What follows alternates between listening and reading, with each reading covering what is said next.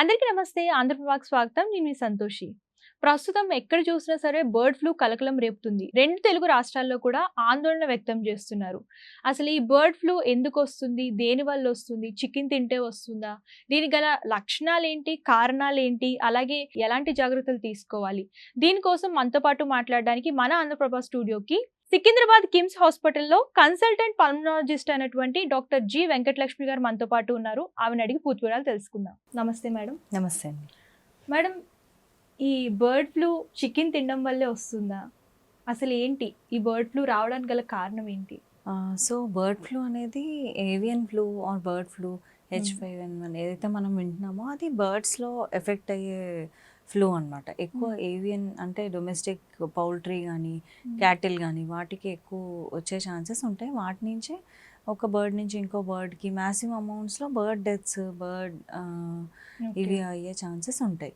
So ఇది ఇప్పుడు birds నుంచే కాకుండా మనుషులకు కూడా వస్తుంది కదా, దానికి గల కారణం ఏంటి? సో బర్డ్స్కి ఎక్కువ క్లోజ్ కాంటాక్ట్లో ఉండేవాళ్ళు, అంటే వాటికి ఫుడ్ పెట్టేవాళ్ళు కానీ ఆ పౌల్ట్రీస్లో వర్క్ చేసేవాళ్ళు కానీ అన్ప్రొటెక్టెడ్గా మాస్క్ పెట్టుకోకుండా ఉన్న వాళ్ళు కానీ వచ్చే ఛాన్సెస్ ఉంటాయి. ఆ డెడ్ బర్డ్స్ని డీల్ చేసేవాళ్ళు, అంటే వాటికి ఎక్కువ ప్రొటెక్షన్ లేకుండా గ్లౌజ్ ఆర్ మాస్క్ ఇవి లేకుండా వాటిని హ్యాండిల్ చేసే బర్డ్ హ్యాండ్లర్స్ అంటాం. సో వాళ్ళకి వచ్చే ఛాన్సెస్ ఉంటాయి ఎక్కడన్నా. సో వైరస్, ఈ ఇన్ఫ్లుయెన్జా వైరసెస్కి యూజువల్గా H5N1 అంటాం, H5N7 అంటాం. సో ఇవి మ్యూటేట్ అవుతాయి.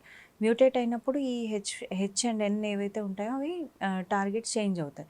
చేంజ్ అయినప్పుడు బర్డ్ నుంచి హ్యూమన్కి వచ్చే ఛాన్సెస్ రేర్గా ఉంటాయి. ఓకే. ఇప్పుడు అమాంగ్ ద బర్డ్స్ ఎంతైతే స్ప్రెడ్ అయ్యి డిస్ట్రక్షన్ ఏదైతే అవుతుందో, ఈ హ్యూమన్ టు బర్డ్స్ లేకపోతే బర్డ్ టు హ్యూమన్ రావడం తక్కువ.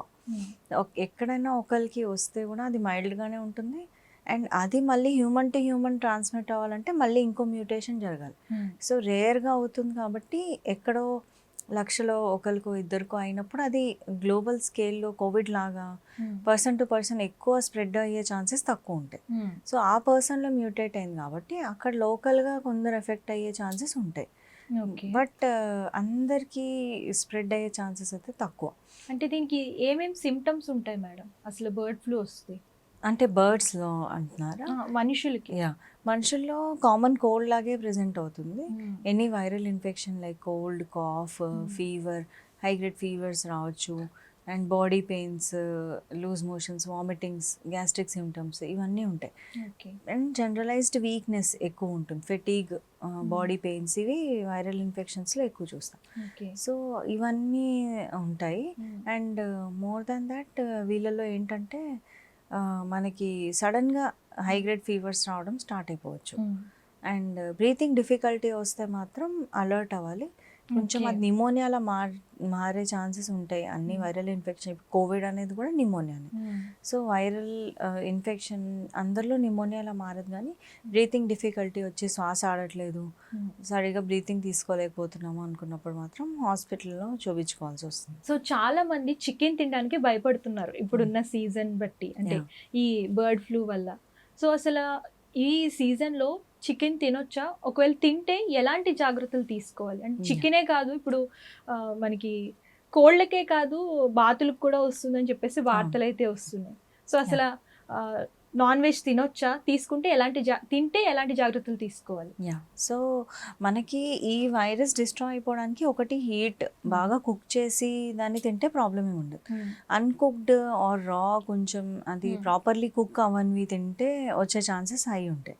అండ్ మోర్ ఓవర్ చికెన్ తింటే ఇమీడియట్గా వైరస్ వస్తుందని అలా ఏమి ఉండదు.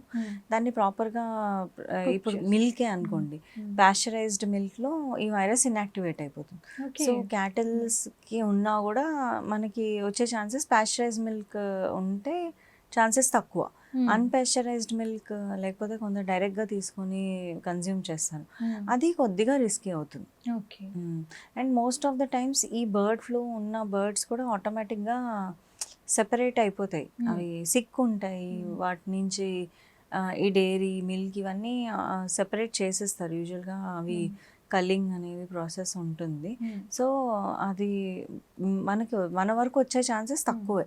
But Okay. వచ్చినా కూడా ప్రాపర్లీ కుక్ చేసుకొని కన్జ్యూమ్ చేసుకుంటే రిస్క్ ఏముండదు. సో ఈ బర్డ్ ఫ్లూ వచ్చిన వాళ్ళకి ఊపిరితిత్తుల పైన ఎలాంటి ప్రభావం చూపిస్తుంది? అంటే ఏమైనా సీరియస్ అయ్యే అవకాశాలు ఏమైనా ఉంటాయా? Very rare, Hmm. రావడమే రేర్. Hmm. దానికన్నా మనకి ప్రివెన్షన్ అనుకుంటే ఆ బర్డ్స్ దగ్గర వెళ్ళకపోవడము, మాస్క్ పెట్టుకోవడము, గ్లౌజ్ వేసుకోవడము, అవి హ్యాండిల్ చేసేవాళ్ళు. Hmm. ఆర్ ప్రాపర్లీ కుక్ చేసుకోకూడదు. అప్పటికి Okay. మనకి ఏమైనా సిమ్టమ్స్ కనిపిస్తున్నాయంటే ఇది రెగ్యులర్ రొటీన్ వైరల్ ఇన్ఫెక్షన్ లాగే breathing difficulty, cough, cold, fever మామూలుగా ఉంటే సెల్ఫ్ లిమిటింగ్ 1 or 2 వీక్స్లో అదే తగ్గిపోతుంది. Okay. అలా లేదు మనకి బ్రీతింగ్ ఆడడం కూడా కష్టం ఉంది అనుకుంటే మాత్రం ఇంకా ఇన్వెస్టిగేట్ చేయాల్సి వస్తుంది. ఆక్సిజన్ ఎంత ఉంది, ఏమైనా సిటీ స్కాన్లో మచ్చలు వస్తున్నాయా, న్యూమోనియాలా ఏమైనా మారుతుందా అనేది చెక్ చేసుకొని దానికి యాంటీవైరల్స్ తీసుకోవాల్సి వస్తుంది.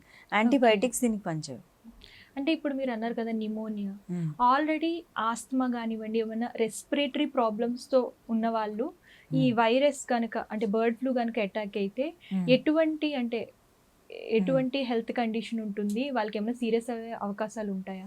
ఎలా ఎఫెక్ట్ చూపిస్తుంది? ఇలా వైరల్ ట్రిగర్స్ ఉన్నప్పుడు ఆస్తమా ఎక్సాసర్బేషన్స్ అంటాం. స్టేబుల్గా ఉన్న ఆస్తమా ఎక్సాసర్బేషన్ అంటే కొంచెం సిమ్టమ్స్ పెరిగే ఛాన్సెస్ ఉంటాయి.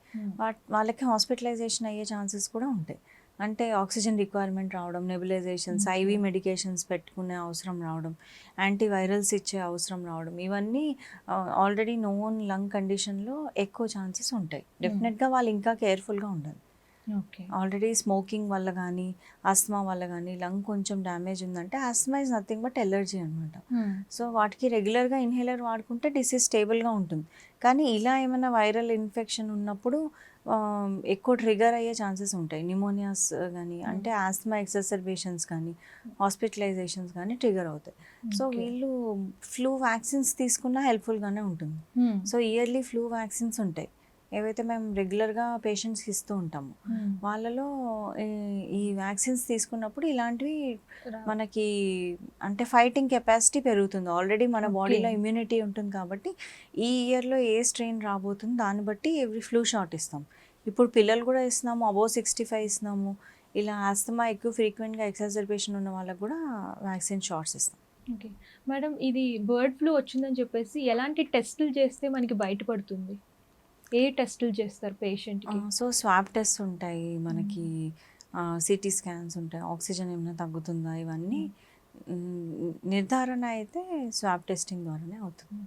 సో మేడం, ఇప్పుడు పౌల్ట్రీలో పనిచేసే వాళ్ళు కానివ్వండి, అలాగే నార్మల్గా ఇంట్లో అంటే ఎవరైతే నాన్ వెజ్ తింటారు, అంటే మీరు అన్నట్టు మిల్క్ వీళ్ళు తీసుకునే వాళ్ళు ఎలాంటి జాగ్రత్తలు తీసుకుంటే ఈ వైరస్ రాకుండా ఉంటుంది?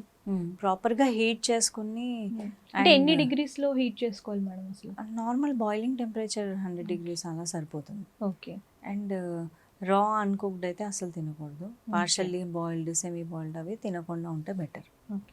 అంటే ఫిషెస్ వల్ల వీటి వల్ల కూడా వచ్చే ఏమైనా అవకాశాలు ఉన్నాయా? ఓన్లీ బర్డ్స్ వల్లేనంటారా? తక్కువ యాక్చువల్గా ఉంటాయి కొన్ని స్ట్రెయిన్స్ అక్వాటిక్ ఆర్గానిజమ్స్ని కూడా ఎఫెక్ట్ చేసేవి, కానీ డక్స్ ఇలాంటివి మోర్ కామన్ అనమాట. ఓకే. థ్యాంక్ యూ మేడం, మా స్టూడియోకి వచ్చి మంచి ఇన్ఫర్మేషన్ ఇచ్చారు. Thank you.